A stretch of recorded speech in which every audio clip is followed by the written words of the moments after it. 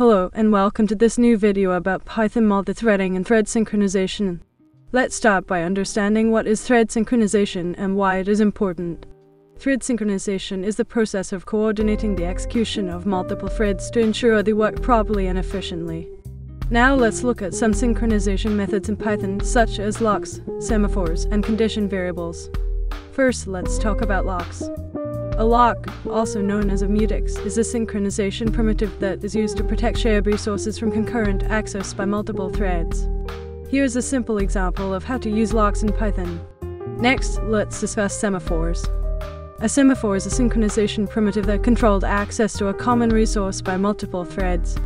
It maintains a count of available resources and allows threads to access them based on their availability. Here's an example of using semaphores in Python. Finally, let's explore condition variables. A condition variable is a synchronization primitive that allows multiple threads to communicate with each other by waiting for a certain condition to be true. Here's an example of using condition variables in Python. Now that you have learned about locks, semaphores, and condition variables, you should be able to use them in your Python multithreading projects to ensure proper synchronization and resource management. Thanks for watching this video. If you found it useful, please like, share, and subscribe. See you in the next video.